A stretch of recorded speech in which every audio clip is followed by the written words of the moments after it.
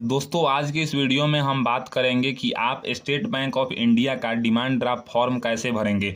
दोस्तों demand draft form भर के हम पूरा प्रोसेस समझाएं इससे पहले मैं आपको बता देना चाहता हूं कि डिमांड ड्राफ्ट होता क्या है। दोस्तों डिमांड ड्राफ्ट जो है ना ये मेनली अब वहां पे यूज किया जाता है जहां पे कोई ऑफलाइन वैकेंसी आती है, वहां पे डिमांड ड्राफ्ट के थ्रू अप्लीकेशन फी को पे करने को बोला जाता है। दोस्तों डिमांड ड्राफ्ट के माध्यम से आप किसी को पैसा भेज सकते हैं, यानी कि ये पैसा भेजने का ये ऑफलाइन तरीका है। दोस्तों डिमांड ड्राफ्ट जो है ना अलग अलग बैंक में अलग अलग तरीका से बनाया जाता है। तो आज का जो वीडियो है इसमें हम स्टेट बैंक ऑफ इंडिया में जो प्रोसेस है उसको फॉलो करके दिखाएंगे कि स्टेट बैंक ऑफ इंडिया के द्वारा अगर आप डिमांड ड्राफ्ट बनवाना चाहते हैं तो इसका पूरा प्रोसेस क्या है। दोस्तों स्टेट बैंक ऑफ इंडिया के द्वारा जो डिमांड ड्राफ्ट बनाया जाता है इसमें सबसे पहले आपको एक अप्लीकेशन फॉर्म को लाना होगा। ये अप्लीकेशन फॉर्म आपको इस टाइप से मिलेगा। आप भारत के किसी भी कोने से अगर डिमांड ड्राफ्ट का फॉर्म अपने ब्रांच से लेंगे तो आपको यही फॉर्म मिलेगा। इस फॉर्म में आपको सबसे पहले भरना क्या है, तो यहाँ पे अगर आप देखिएगा तो ब्रांच लिखा हुआ है। इस ब्रांच के बगल में यहाँ पे जो है ना फाड़ने वाला जो है ना यहाँ पे कॉर्नर बनाया जाता है, जिधर से लेफ्ट साइड यहाँ पे फाड़ के ये आपको दे दिया जाता है, यानी कि ये जो लेफ्ट साइड का यहाँ पे ये कॉर्नर है, ये सब जगह है, ये आपको मिलेगा। और राइट साइड वाला जो है ये बैंक अपने पास रख लेता है। यहाँ पे सबसे पहले आपको ब्रांच का नाम बताना होगा जिस ब्रांच से आप डिमांड ड्राफ्ट बनवा रहे हैं। अब आप लोग ये बोलिएगा कि मेरा जो है ना इस ब्रांच में खाता ही नहीं है, तो क्या हम डिमांड ड्राफ्ट बनवा सकते हैं कि नहीं। देखिए डिमांड ड्राफ्ट बनवाने के लिए उस बैंक के उस ब्रांच में जो है ना खाता होना कोई ज़रूरत नहीं है। लेकिन हाँ अब कई जगह पे ऐसा कर दिया गया है कि आप डिमांड ड्राफ्ट का पैसा जो है वो चेक से पे करेंगे, कैश नहीं लिया जा रहा है। तो जहाँ पे कैश नहीं लिया जा रहा है वहाँ पे आपको जो है ना चेक देना होगा। तो चेक तो उन्हीं के पास होगा जिनके पास खाता होगा।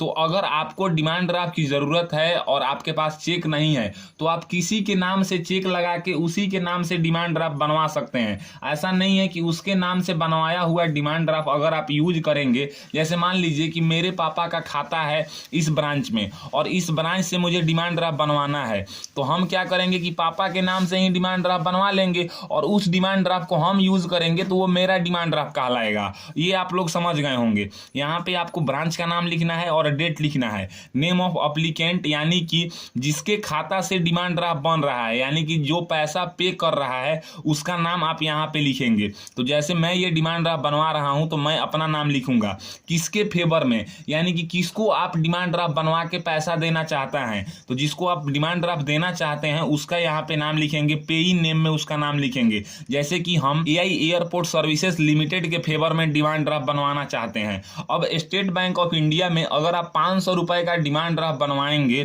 तो आपको जो है ना एक्सचेंज वैल्यू 25 रुपया लगता है, यानी कि 500 और 25 525 रुपये आपको देना होगा 500 रुपए का डिमांड ड्राफ्ट बनवाने के लिए।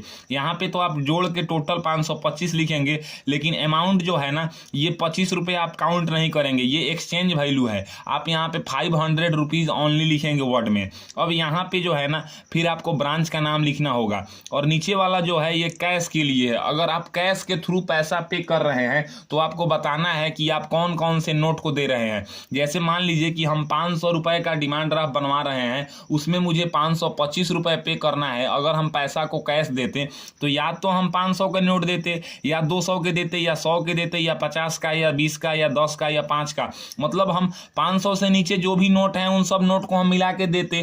तो यहाँ पे आपको बताना है कि आप किस नोट को कितना दे रहे हैं। जैसे मान लीजिए कि हम 500 का एक नोट दे रहे हैं तो 500 गुने एक यहाँ पे लिखेंगे और अमाउंट यहाँ पे 500 लिख देंगे। अगर हम 200 का 2 नोट दे रहे हैं, 500 का नोट नहीं दे रहे हैं, तो यहाँ पे 200 गुने 2 और यहाँ पे 400 लिखेंगे। तो इस टाइप से आपको बताना है। हालांकि ये सिस्टम अब बंद हो चुका है, आप कैश पैसा दे के डिमांड ड्राफ्ट नहीं बनवा सकते हैं स्टेट बैंक ऑफ इंडिया में। आपको अपने चेक से ही पेमेंट्स करना होगा।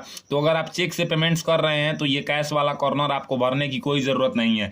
यहाँ पे प्लीज़ इशू लिखा है तो आपको डिमांड ड्राफ्ट के बॉक्स में टिक कर देना है। और फिर यहाँ पे पेई नेम है तो पेई नेम में आप जो यहाँ पे लिखे हैं उसी को यहाँ पे आपको लिख देना है। अमाउंट इन वर्ड तो आपको यहाँ पे अमाउंट बताना है कि कितने रुपए का आप डिमांड ड्राफ्ट बनवा रहे हैं। तो आप 500 रुपए का बनवा रहे हैं अगर तो 500 लिखिएगा, 100 रुपए का बनवा रहे हैं तो 100 रुपये यहाँ पे लिखिएगा। फिर यहाँ पे आपको जो है ना अमाउंट यहाँ पे 500 लिखना है और एक्सचेंज वैल्यू 25 रुपये, टोटल जोड़ के यहाँ पे 525 बता देना है। और इधर में भी कॉर्नर में आपको डेट फिल कर देना है। अब यहाँ पे जो है ना आपको बताना है कि पेबल एट डेट आप किस ब्रांच में जो है ना इस पैसा को यानी कि इस डिमांड ड्राफ्ट के माध्यम से जो पैसा होगा वो कहाँ पे कर रहे हैं। तो जैसे कि मैं मुंबई के मेन ब्रांच में पे कर रहा हूँ, उसका कोड क्या है यहाँ पे लिखिएगा। तो मुंबई मेन ब्रांच का जो कोड है वो 00300 है, तो यहाँ पे ये मैं लिख दिया हूँ। फिर आपको अप्लीकेंट्स का यानी कि जो डिमांड ड्राफ्ट बनवा रहा है उसका मोबाइल नंबर, उसका ईमेल आईडी, उसका पैन नंबर यहाँ पे लिख दीजिएगा। ये लिखने के बाद आपको name and address of applicant, जो अप्लीकेंट्स है जो डिमांड ड्राफ्ट बनवा रहा है अपना नाम लिखेगा और पूरा एड्रेस लिखेगा और फिर यहाँ पे सिग्नेचर करेगा। ये था हमारा स्टेट बैंक ऑफ इंडिया का जो डिमांड ड्राफ्ट का फॉर्म है, इसको कुछ इसी टाइप से फिल करना है। अब इसको फिल करने के बाद आपको जो है ना एक चेक लेना है और उस चेक में आप अमाउंट में 525 रुपए भरेंगे और यहाँ पे जो पेयर नेम होगा, जो पे आप जिसके पास कर रहे हैं वहाँ पे आपको योर सेल्फ लिखना है और सिग्नेचर कर देना है। और डिमांड ड्राफ्ट का एप्लीकेशन फॉर्म और जो योर सेल्फ के नाम से आपने चेक काटा है 525 रुपए का, उस दोनों को आप एक साथ लगा के और अपने ब्रांच में जाके जमा कर देंगे तो आपको जो है ना इनके फेवर में 500 रुपए का डिमांड ड्राफ्ट बना के मिल जाएगा। उस डिमांड ड्राफ्ट को जहां पे भी मांगा गया है यानी कि एप्लीकेशन फी के रूप में मांगा गया है या अगर आप किसी को पैसा दे रहे हैं तो उसको आप दे देंगे, वो डिमांड ड्राफ्ट जाएगा। तो उसको जो है ना डिमांड ड्राफ्ट के माध्यम से कैश रुपए नहीं मिलता है, यहाँ पे जो है ना उसके खाता में जिसके नाम से होगा उसके खाता में जो है ना पैसा को डाला जाता है। यानी कि अगर हम चेक काट के आपको देंगे तो चेक के माध्यम से कैश रुपया मिलता है, लेकिन अगर हम डिमांड ड्राफ्ट आपके नाम से बनवा के दे देंगे, जैसे मान लीजिए कि मुझे आपको 1 लाख रुपए देना है तो हम आपके नाम से अगर 1 लाख रुपए का डिमांड ड्राफ्ट बनवा दे रहे हैं तो वो 1 लाख रुपए कैश नहीं मिलेगा। उस डिमांड ड्राफ्ट को जो भी ब्रांच में लेके जाएगा वो 1 लाख रुपए आपके खाते में ट्रांसफर कर दिया जाएगा। तो डिमांड ड्राफ्ट जो है ना ये बाउंस नहीं करता है, चेक से काफी सेफ है। इस टाइप से जो है ना डिमांड ड्राफ्ट में बहुत सारी फैसिलिटी हैं जो कि चेक में नहीं मिलता है। तो ये पैसा पे करने का बहुत ही बेहतर तरीका है। अगर आपको भी डिमांड ड्राफ्ट से पैसा पे करना है तो आप स्टेट बैंक ऑफ इंडिया में डिमांड ड्राफ्ट बनवाने के लिए एप्लीकेशन फॉर्म इसी तरीके से फिल करेंगे। अगर मेरी दी हुई जानकारी आपको पसंद आता है तो मेरे वीडियो को लाइक कीजिए एंड ऐसे ही इन्फॉर्मेटिव वीडियो के लिए मेरे चैनल को सब्सक्राइब कीजिए। आज के लिए बस इतना ही, मैं आपसे विदा लेना चाहूंगा। तब तक आप लोग देखते रहिए मेरा यूट्यूब चैनल फॉर्म फिलअप की नॉलेज। जय हिंद, जय भारत।